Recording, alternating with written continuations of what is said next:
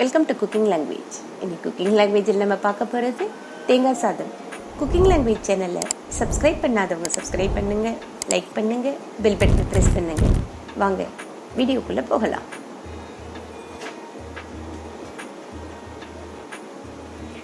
நான் ஒரு table spoon தேங்காய் எண்ணெய் எடுத்து வச்சுருக்கேன். இங்கே நான் தேங்காய் சாதம் செய்கிறன்றதுனால தேங்காய் எண்ணெய் எடுத்திருக்கேன். உங்களுக்கு தேங்காய் எண்ணெய் வேண்டாம்னா உங்கள்கிட்ட என்ன சமையல் ஆகிருக்கோ அதை எடுத்துக்கோங்க. இதில் 1/2 டீஸ்பூன் கடுகு சேர்த்துக்கிறேன். கடுகு நல்லா பொரிஞ்சு வரட்டும். இப்போ கடுகு நல்லா பொரிஞ்சு வந்திருக்கு. இப்போ இது கூட நான் 1 டேபிள் ஸ்பூன் உளுத்தம்பருப்பு,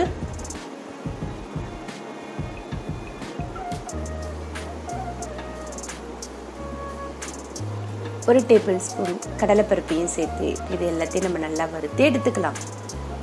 பருப்பினுடைய கலர் மாறுற வரைக்கும் இதை வறுத்து எடுத்துக்கலாம்.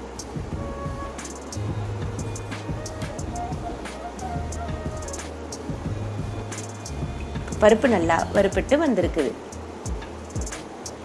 இப்போ இது கூட நான் 2 காஞ்ச மிளகாவை கிள்ளி வச்சிருக்கேன், அதையும் சேர்த்துக்கிறேன்.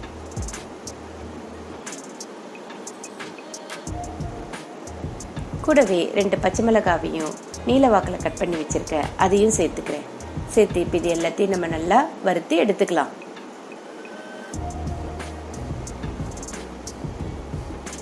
இதில் நான் கொஞ்சமாக முந்திரி பருப்பை சேர்த்துக்கிறேன். உங்களுக்கு முந்திரி பருப்பு வேண்டாம்னாக்கா நீங்கள் வேர்க்கடலை கூட சேர்த்துக்கலாம். இப்போ முந்திரினுடைய கலர் மாறுற வரைக்கும் இதை நம்ம நல்லா வறுத்து எடுத்துக்கலாம். இதே போல் நல்லா வறுத்து எடுத்துக்கோங்க. இதில் நான் 1/2 டீஸ்பூன் பெருங்காயத்தூளையும் சேர்த்துக்கிறேன். கூடவே தேவையான அளவு கறிவேப்பிலையும் சேர்த்து எல்லாத்தையும் வதக்கி விட்டுக்கிறேன்.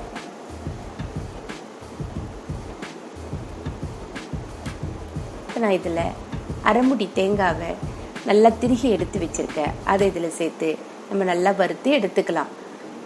தேங்காயினுடைய கலர் மாறக்கூடாது, அதனால் கேஸை சிம்மில் வச்சுட்டு இதை வறுத்து எடுத்துக்கோங்க. தேங்காவை ரொம்ப நேரம் வறுத்து விட்டோம்னாக்கா கலர் மாறிடும். அதனால் இது ஒரு 3 to 4 மினிட்ஸில் வரைக்கும் வறுத்து எடுத்துக்கலாம்.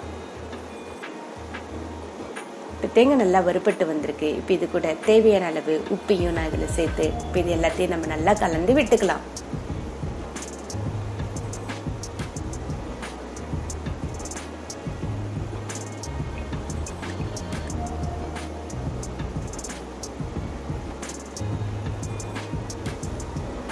இதில் வடித்த சாதம் இருக்கு இல்லையா, அதை இதில் சேர்த்துக்கிறேன்.